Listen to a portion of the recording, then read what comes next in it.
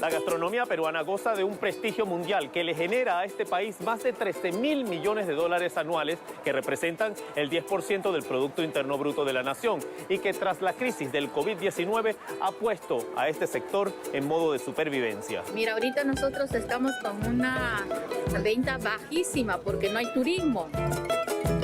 El gobierno debe respaldar a la gastronomía porque es una gastronomía muy diversa. Creo que la prioridad es la salud, la educación y es la seguridad ciudadana. Después vendría el turismo.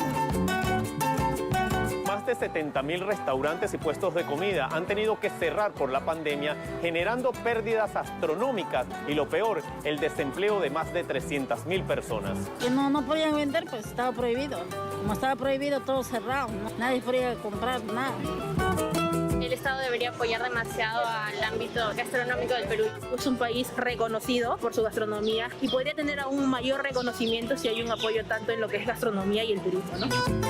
Hay que ir abriendo más cosas si quieren que la economía se reactive. El sector gastronómico se queja de las fuertes medidas sanitarias que afectan desproporcionadamente a la hostelería en comparación con otros sectores de la economía aquí en Perú. No, es algo ilógico, a las finales, ¿dónde van a comer las personas, no? Buscar un lugar informal, pues a las finales es la única salida para todos. El aforo ha sido reducido y ya no muchas personas van también por el tema económico. Pero yo creo que fueron capaces de reaccionar, o sea, que reaccionaron muy bien porque implementaron todo lo que era el servicio delivery. Es un punto que debemos trabajar en colaboración para que se pueda desarrollar y se pueda impulsar. En Lima estamos esta semana en Cartas sobre la Mesa hablando de cómo se va a tener que reinventar el sector gastronómico peruano tras la crisis del COVID-19. Perú ha sido elegido de 9 oportunidades, 8 veces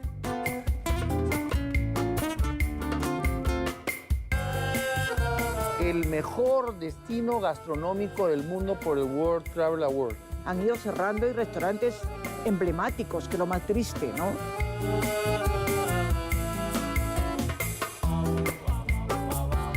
Y de familiares, y la informalidad ha jalado muchísimo acá, ha aumentado la informalidad. Cuando tú no tienes el factor político de la mano, todo fluye perfectamente.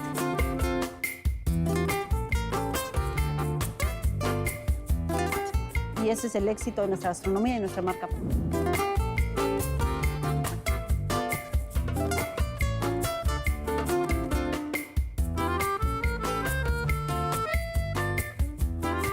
Bienvenidos a Cartas sobre la Mesa.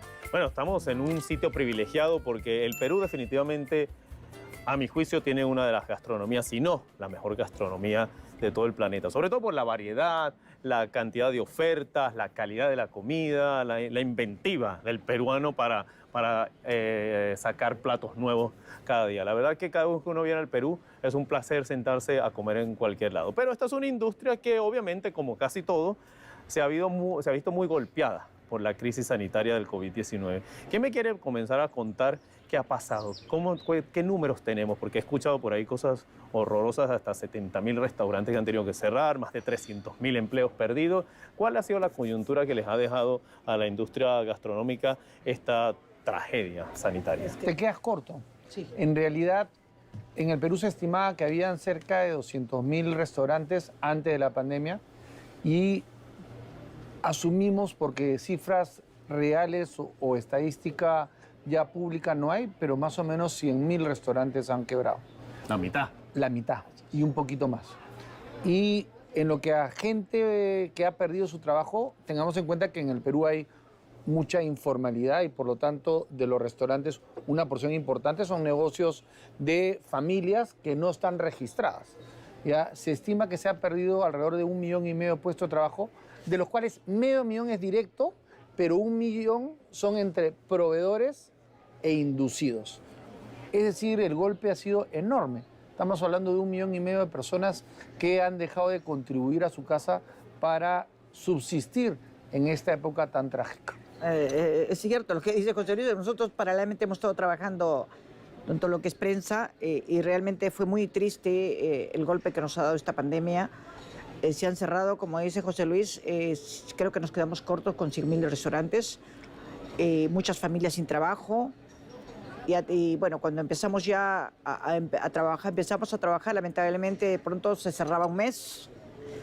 ¿Qué pasaba con el gobierno? No sabemos. De pronto nos quitaban el aforo. O sea, no había manera, ni bien estábamos nadando ya en la orilla, nuevamente nos ahogaban. Entonces, eso ha sido un retroceso bastante fuerte para muchas, si bien en muchas empresas, muchos restaurantes ya decían, bueno, ahora empezamos, y nuevamente retrocedían. Entonces ya no podían aguantar y muchos han cerrado.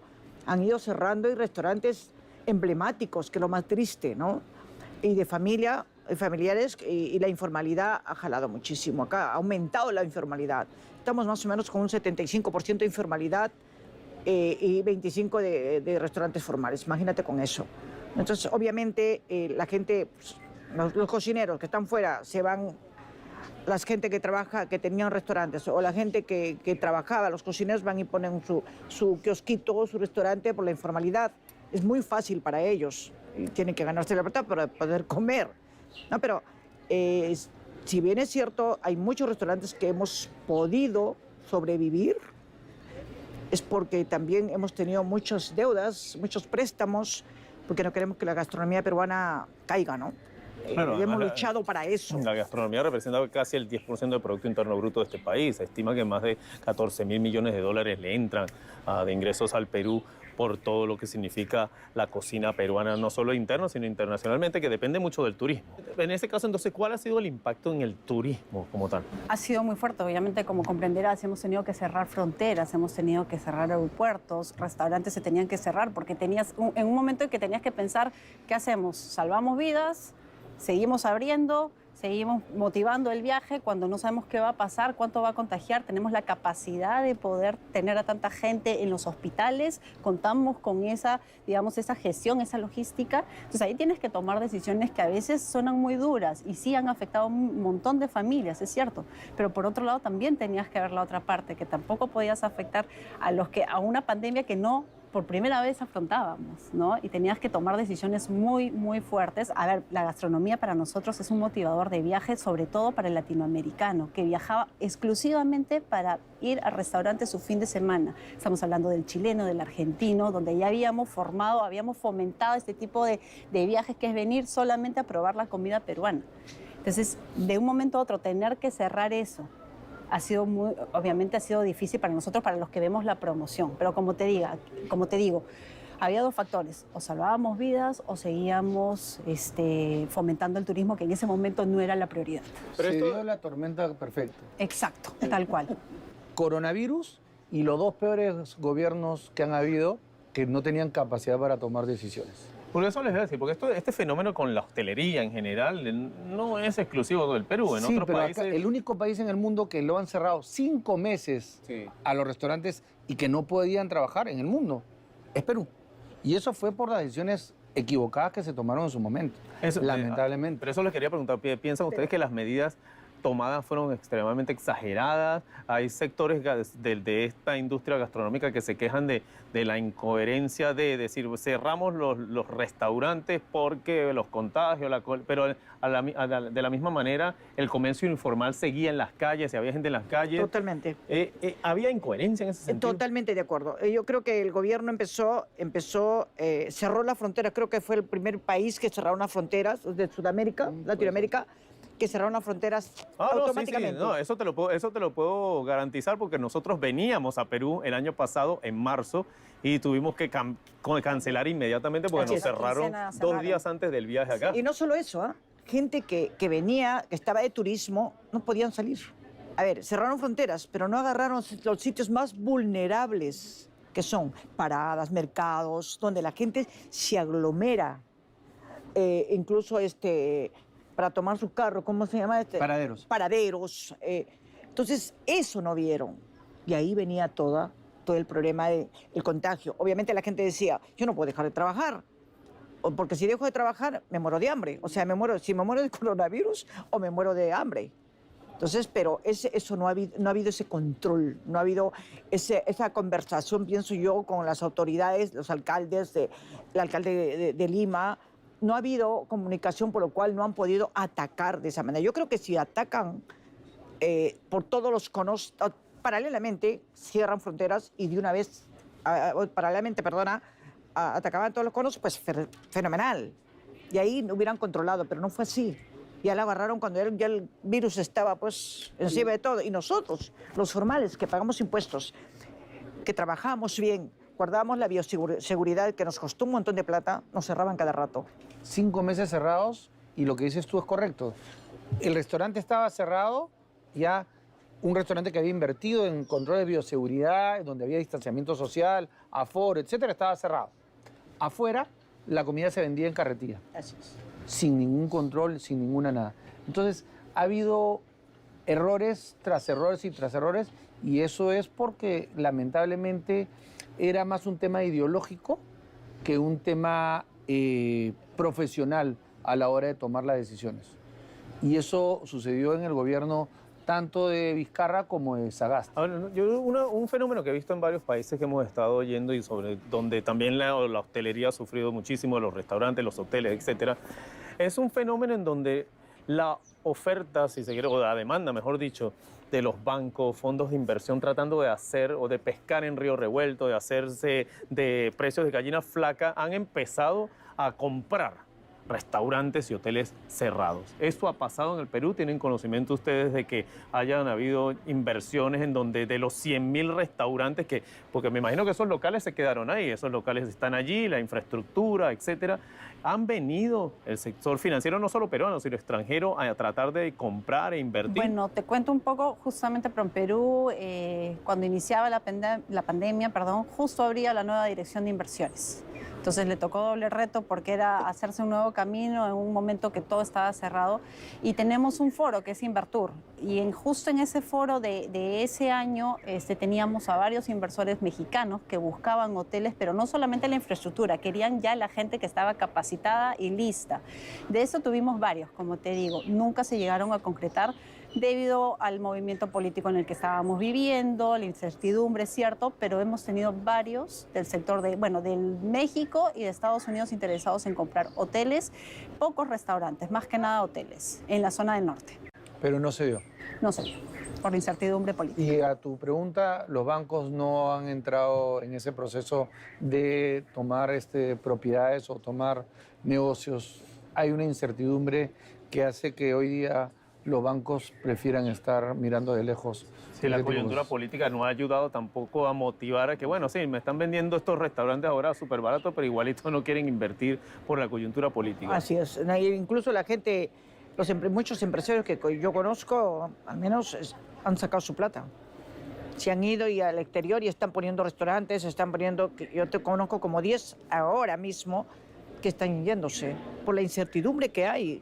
No hay algo claro para decir me quedo en mi país porque voy a seguir luchando, voy a seguir viendo porque hay una luz en el túnel que me dice que esto vamos a superar, no solamente la pandemia, sino la economía. Y bueno, y más allá de lo deliciosa que es la comida peruana, que también quería aprovechar el espacio para entonces la gente también conozca la gastronomía peruana. ¿Qué es lo importante de la gastronomía peruana? ¿Por qué has dado ese salto cualitativo? Si bien es cierto, seguramente ustedes dirán, no, pero esto ha sido de toda la vida, pero digamos que en el panorama internacional en unos 20, 25 años es que hemos empezado a escuchar la gastronomía peruana, la comida peruana, el ceviche, ya todo el mundo quiere comer un ceviche y estás en Europa. Yo hablo la parte técnica, la parte de historia y de ahí tú la parte cultural, ¿te parece? Bueno, empecemos con la historia. Es que hace 20 años que no lo deja hablar. Se crea el Ministerio de Comercio Exterior y Turismo, ¿ya? Y es a través del Ministerio de Comercio Exterior y a través de lo que hoy día es PROMPERÚ que se comienza a promover y desarrollar la gastronomía, tanto dentro como afuera del país. Los peruanos no nos poníamos de acuerdo en nada, pero sí que teníamos una gastronomía espectacular, ¿ya? Y la otra cosa es que somos fanáticos del fútbol.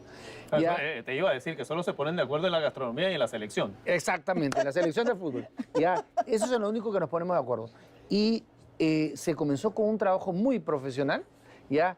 Que se sumó a toda la parte cultural y a lo que es el tema de personas e insumos, que esa parte la explica mejor Blanca.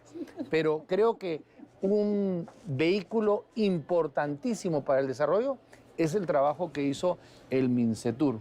Así es. Nosotros, en la gastronomía a nivel nacional, yo te hablo por el sur porque también se ha estado haciendo en el norte, con Mincetur hemos estado trabajando en algún momento con ver la forma en provincias mayormente.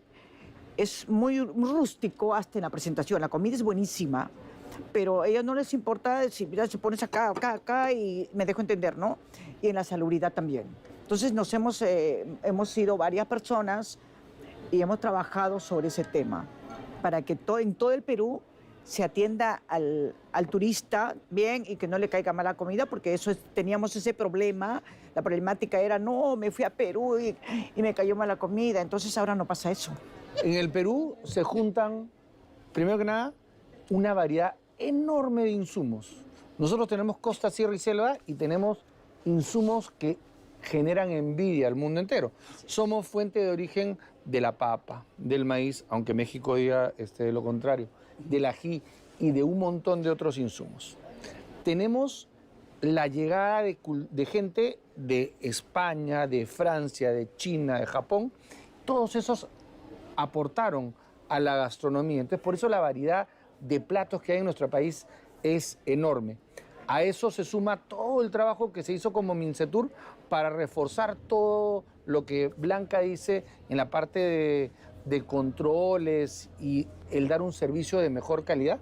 Y por eso Perú ha sido elegido de 9 oportunidades, 8 veces el mejor destino gastronómico del mundo por el World Travel Award.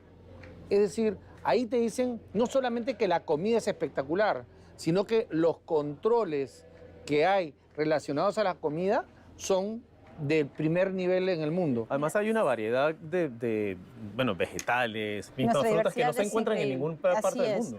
Mira, pero quería complementar unos puntos que ellos estaban mencionando, muy aparte de nuestra diversidad, de justamente toda esta mezcla de culturas que hemos tenido y que ha hecho que nuestra gastronomía sea un éxito. Creo que lo importante es que fue la gastronomía la que hizo que tanto el sector público como el sector privado uniese fuerzas y saquemos adelante la gastronomía. Esto te demuestra que cuando el Perú se une por un propósito y nos unimos, sacamos cosas maravillosas, porque podemos tener los mejores insumos, pero si tú no tienes a los principales actores trabajando de la mano por un mismo objetivo, no logramos nada. Entonces yo creo que en ese momento, cuando teníamos el boom de la gastronomía y la marca Perú, que es otro factor que une a los peruanos, no solamente el fútbol y la gastronomía, sino la marca, hicieron que todo esto salgamos muy orgullosos. O sea, los peruanos por primera vez nos sentíamos identificados por una marca, por una gastronomía. Entonces, creo que, como te digo, tú puedes tener los insumos y que te genere una gastronomía espectacular, pero si tú no tienes el objetivo claro, como Estado y como sector privado, y no unes fuerzas, no sacamos nada adelante. Se ha despolitizado la gastronomía, ¿no? No, como que pareciera que más allá de ciertos intereses, como que el juego político que vivimos en otras áreas de la economía no afecta tanto la gastronomía. Eso es lo que intentamos. Parece que estuviera eso, por lo menos parece que el veredicto fuera unánime en que hay que avanzar. Es que eso es lo que pasó con la marca Perú. Cuando recién sacamos la marca Perú, que iba de la mano con la gastronomía, era intentar no politizar nada de esos dos puntos, porque no confluyen, ¿me entiendes? Entonces, por eso te digo, cuando tú no tienes el factor político de la mano, todo fluye perfectamente.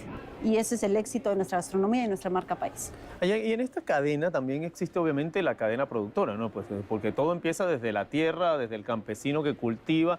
A raíz precisamente, volviendo a la crisis sanitaria, ¿qué ha pasado con ese sector? ¿Qué tanto han sufrido ellos? Y obviamente les da un efecto inmediato a ustedes, porque bueno, si el restaurante puede estar abierto, pero si no se ha producido nada, si no están llegando los insumos, etcétera, pues lamentablemente... Es que en realidad fue al revés. Cerraron los restaurantes y el pequeño productor de lúcuma para este restaurante, el pequeño productor de cuyes es el cobayo, que es parte de nuestra gastronomía, el camarón y otros productos dejaron de ser entregados a los restaurantes. Y la crisis hizo que afectara a los pequeños productores abastecedores de restaurantes, porque hay todo un grupo de tanto ganaderos como agricultores, que se especializaron en atender un producto de mejor calidad para los restaurantes y perdieron ese mercado lamentablemente. ¿Y cuál es el panorama que ven ahora? Porque bueno, se está abriendo de a poco, todavía el sector educativo no da muy buenos índices, pero se está abriendo un poco más, se están relajando las medidas. ¿Cuál es el futuro inmediato para poder tratar de colocar al sector gastronómico donde estaba antes de esta crisis? Yo creo, sí se está abriendo mercado, sí está yendo gente a los restaurantes por las vacunas. Yo creo que eso es básico, que este gobierno no pare con las vacunas. Si todos se van a vacunar, la verdad, que por lo menos un 80%, vamos a tener más accesibilidad para que vayan a los restaurantes, ya no va a tener el tema de los aforos, que es otro tema también que estuvimos sufriendo, y vamos a estar más tranquilos y trabajar y la gente se va a animar. Pero te vuelvo a repetir, con un panorama un poquito más abierto, ¿no? Para poder decir, bueno, pues voy a seguir con mi restaurante o si no voy a pensar si en algún momento venderlo y irme. Por cierto que el Perú, bueno, ya esto no era tan nuevo, pero sí que se ha visto interrumpido. El Perú también le está apostando a la sostenibilidad dentro del ámbito gastronómico. Aquí hay, no sé llamarlo laboratorio, como lo quieran llamar, en donde están las semillas de las papas, en donde ahí las están guardando. Digamos que es un backup de semillas para en el futuro, si pasa algo, tener, como quien dice, la matriz de estas plantas, y eso se está haciendo mucho en Perú con una gran cantidad de insumos que no se ven en otros lados, pero también los restaurantes le están apostando a esto. ¿Va la gastronomía peruana enrumbada hacia la sostenibilidad? Bueno, yo creo que estamos enrumbados ya hacia la sostenibilidad, o sea, ya estamos en ese camino y no hay vuelta atrás. Si bien es cierto que la pandemia nos paralizó, también es cierto que nos dio un momento para ver bien en qué situación estábamos.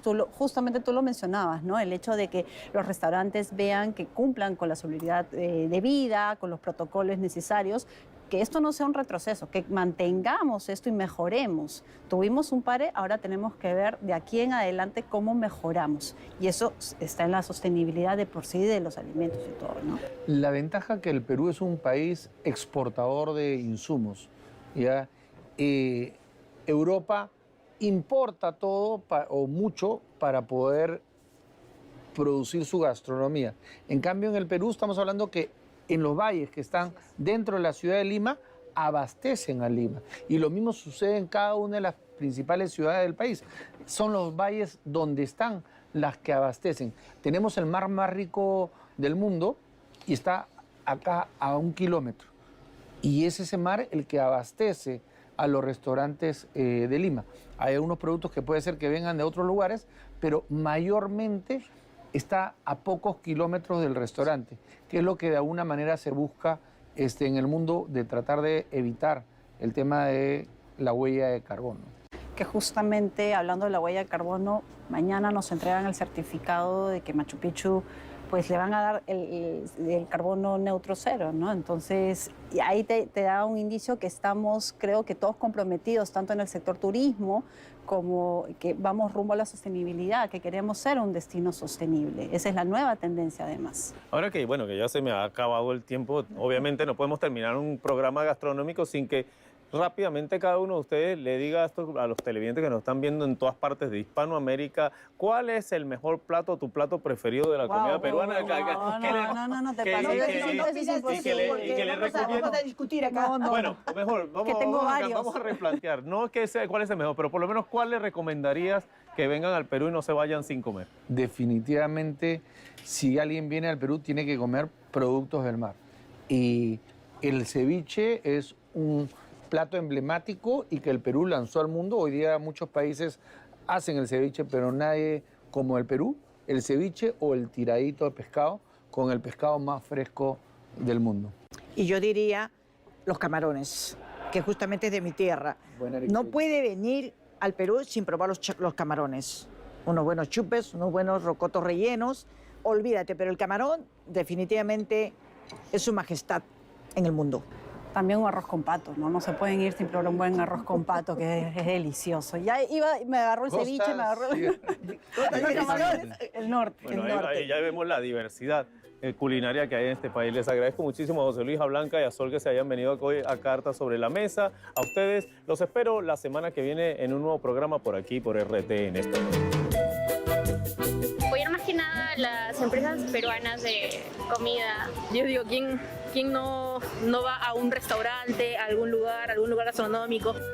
Deberían dar el respaldo, no solamente el Estado, sino el país en general, para reactivar la economía. Lo que nosotros solicitamos es de que ya se abran los aeropuertos y vengan los turismos, ¿no? En la pandemia cerraron negocios y lamentablemente mucha gente perdió.